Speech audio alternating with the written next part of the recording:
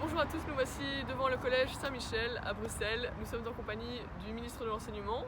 Pourquoi? Eh bien parce qu'il veut reformer l'enseignement et apporter une nouvelle heure pour que les élèves soient plus épanouis. Nous allons lui poser des questions pour essayer de comprendre un peu tout ça. Bonjour Monsieur le ministre, pourquoi voulez-vous changer l'enseignement aujourd'hui? Bonjour. L'enseignement est la case obligatoire de la société et c'est pourquoi changer les choses au niveau de l'enseignement peut changer en fait toute la société. Les gens veulent tout, trop vite et tout le temps et les jeunes sont envahis par les écrans. Alors c'est pourquoi, avec ces réformes, je souhaite un retour aux sources. Et on se demandait d'où vient cette idée, pourquoi ça maintenant? Alors en fait, d'après une étude, le décrochage scolaire a fortement augmenté ces dernières années et je pense qu'on sait tous que c'est un peu à cause de la monotonie de l'enseignement. Et en fait, l'enseignement est une formule qui n'a pas évolué avec le temps, alors que la société évolue continuellement. Et donc, j'espère qu'un peu de fraîcheur et un temps de pause pour eux pourrait les aider à gérer le stress et à être plus épanouis. Et de plus, plein d'étudiants ne savent pas quoi faire à la fin de la réto. Et donc, toucher à de nouvelles activités pourrait les aider à avoir une plus large vision des activités, des études possibles. C'est une excellente idée, on a hâte de voir ça. Plus précisément, en quoi consiste cette réforme? Alors cette réforme consiste en une heure qu'on appellera l'happy hour. Le but étant de faire découvrir de nouvelles activités aux élèves telles que l'art, la méditation, la musique et le sport. Ce temps sera consacré au développement de soi et de ses connaissances et nous aimerions laisser l'opportunité aux élèves de s'exprimer et de laisser leur créativité parler.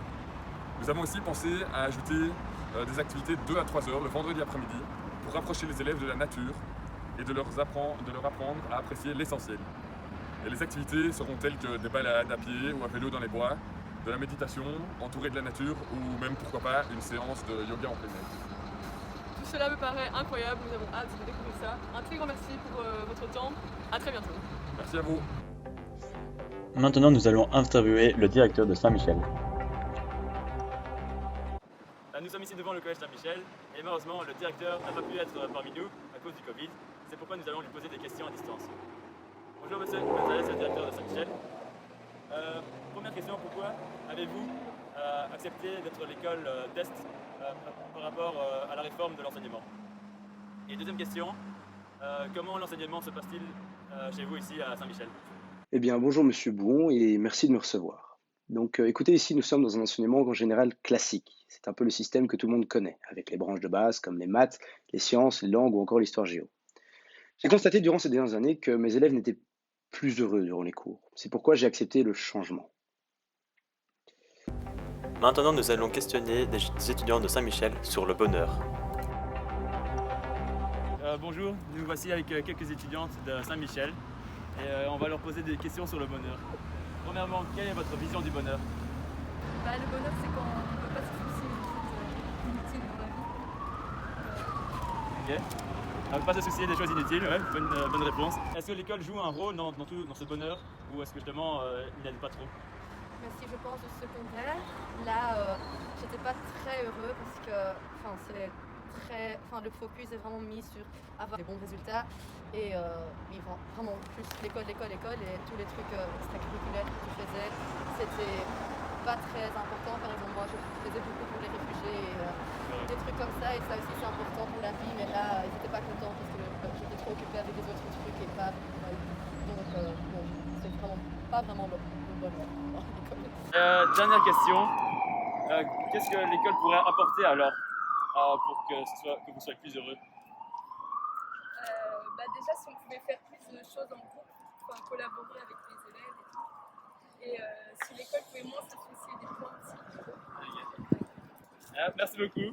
Oui, je pense s'adapter au présent maintenant parce qu'il y a beaucoup de trucs qui sont changés, mais l'école c'est encore de façon très ancienne. Donc oui, avec les livres et s'asseoir et oui, juste un peu adapter et intégrer des trucs sociaux aussi. Ok, donc intégrer des projets sociaux oui. Et s'adapter à l'environnement et au présent en fait, c'est ça. Okay. Merci beaucoup. Oui. Bonne journée. Merci. Pour terminer ce journal, nous allons demander au directeur de Saint-Michel les effets de la réforme scolaire sur le bonheur des élèves de Saint-Michel. Bonjour Monsieur Gonzalez, le directeur de Saint-Michel. Nous nous sommes vus il y a quelques mois Est-ce que vous pourriez nous expliquer quels sont les changements et qu'est-ce que ça a apporté à l'école et à l'enseignement, surtout de Saint-Michel? Les élèves ont l'air plus épanouis. Premièrement, ces cours sont des moments de partage entre eux. Dans les cours classiques, ils ne peuvent pas se parler et n'écoutent que le professeur. Dans ce nouveau cours, ils apprennent beaucoup les uns des autres. Grâce à cela, il y a une meilleure entente dans la classe. Deuxièmement, je trouve que les élèves ont appris à se réjouir des plus petites choses de la vie. Dans le quotidien des élèves, peu d'entre eux ont le temps ou l'opportunité de faire des découvertes d'activités comme la méditation, la musique ou même encore la poterie. Or, nous voyons de plus en plus que les activités manuelles rendent les personnes plus heureuses. Vous savez, parfois, même se poser dans la rue où on passe tout le temps et se rendre compte à quel point on a la chance d'être là, de vivre là où on vit avec les gens qui nous entourent. Je suis heureux d'avoir participé au début de la création d'une nouvelle jeunesse. Et savoir que cette jeunesse va grandir et va créer une société de plus stable, plus ouverte et surtout plus épanouie. Merci.